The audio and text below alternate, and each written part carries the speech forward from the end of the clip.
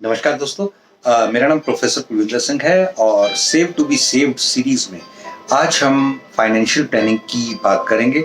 और आज हम जो बात कर रहे हैं CFP वर्सेस अदर्स, वो क्या है उसके ऊपर बात करें। CFP मतलब सर्टिफाइड फाइनेंशियल प्लानर। इसमें दोस्तों एक चीज तो आप मान के चलें, आप जिस भी किसी अच्छे फाइनेंशियल प्लानर के साथ आप जुड़े होंगे तो वो आपको बहुत शानदार अच्छी सर्विसेज दे ही रहे होंगे। यदि ऐसा नहीं है तो आपके पास एक ऑप्शन है कि आप तुरंत फोन उठाएं और कॉल करके हमें बताएं कि आपके फाइनेंशियल प्लानिंग में अगर कोई कमी है, कोई दिक्कतें हैं, कोई भी पैसे नहीं आ पा रहे या जैसे आपने प्लान किया था उस तरीके से नहीं हो पा रहा, तो शायद हम आपके किसी काम आ सकते हैं। देखिए, मेरे से कई बार लोग पूछते हैं कि किस टूल में डालना चाहिए, किस टूल में नहीं डालना चाहिए। एक छोटे से एग्जांपल से बात करते हैं। हर एक टूल में उसकी आपकी और उसकी सिचुएशन देख के डालना चाहिए। जैसे कि म्यूचुअल फंड और LIC में, म्यूचुअल फंड को हम ऐसे समझ लें कि 180 की स्पीड पे कार चलाना, और आप LIC को ऐसा समझ लीजिए 90 की स्पीड पे कार चलाना। जहां 180 की स्पीड आएगी तो आप जल्दी तो पहुंचेंगे, ये कोई शक नहीं है, लेकिन इसमें एक बहुत बड़ा एक रिस्क रहेगा कि एक्सीडेंट के चांसेस भी 100% बढ़ जाएंगे। यानी कि चांसेस ऑफ एकदम से पैसा डूबना म्यूचुअल फंड में, ये जो कि आज की स्थिति है तो मार्केट बिल्कुल डाउन है, तो ऐसी स्थिति में जिन्होंने बहुत पैसा लगा रखा था उनके पैसे अभी बहुत सारे डाउन हो रखे हैं। दूसरी तरफ LIC का एक 90 की स्पीड का मतलब है इजी गोइंग, तो 7 to 9% का जो इजी रिटर्न था वो आज भी इंटैक्ट है। तो आप इसे मान सकते हैं कि आप पहुंचेंगे भी और रिस्क बिल्कुल नहीं रहता, 0% रिस्क पे आप आ गए। यानी कि 90 की स्पीड पे अगर गाड़ी चला रहे हैं तो ऑलमोस्ट रिस्क को आपने डिफीट कर दिया। देन दूसरी बात, यदि आप अच्छे प्लानर के साथ जुड़े तो डोर स्टेप सर्विसेज मिलेंगी आपको।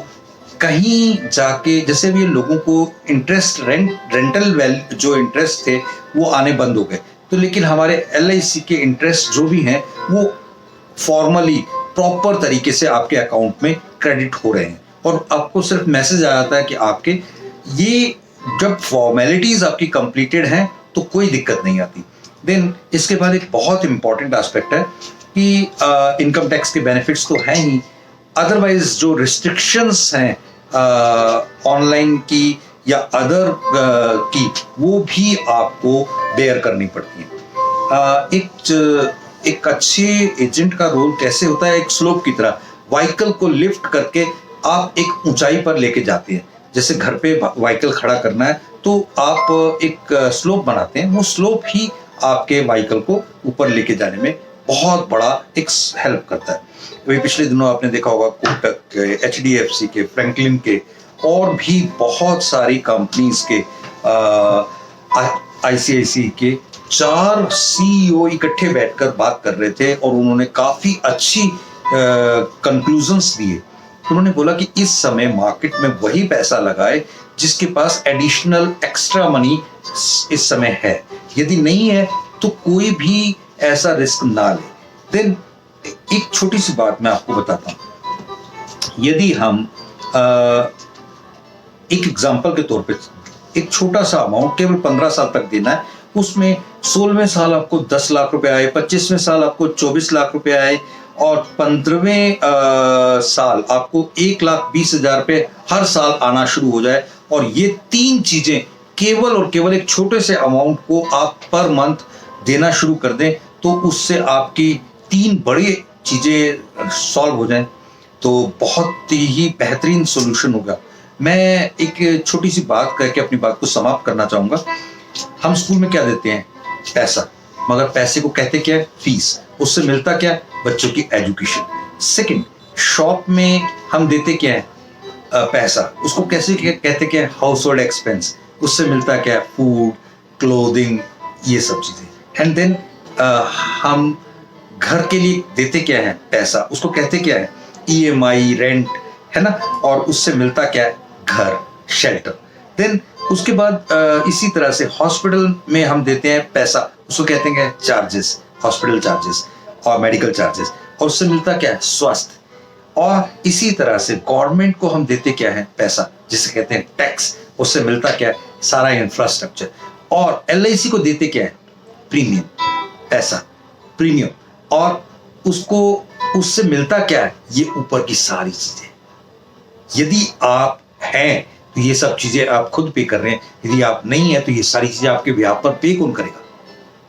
एलआईसी। ये एक इंपॉर्टेंट एस्पेक्ट है। इसे अगर आपने समझ लिया तो मेरे ख्याल से बहुत बहुत बहुत इंपॉर्टेंट बात आपने समझ ली।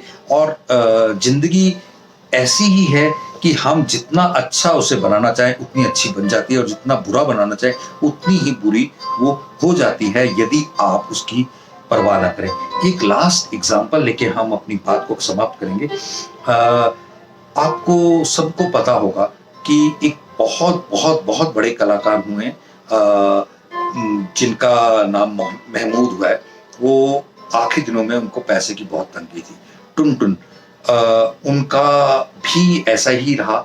एक समय पर मेरे पिया गए, रंगून वगैरह वो गाने गाए, बहुत हाइट पे रही और बहुत पैसा कमाया, बहुत कुछ किया। और आज की डेट में उन्होंने जब आखिरी श्वास ली तो उनके पास कुछ खास पैसा नहीं था। ये बहुत कुछ है। बहुत सारे ऐसे एग्जाम्पल्स हैं, एक नहीं ढेरों। तो इन चीजों को देखते हुए पैसा होना, कमाना एक चीज है, उसे मेंटेन करना, उसे बचा के मल्टीप्लिकेशन में लगाना, ये बहुत बहुत बहुत इंपॉर्टेंट एस्पेक्ट है। इसके लिए काम करें, इसको ध्यान रखें। Thank you. जय हिंद।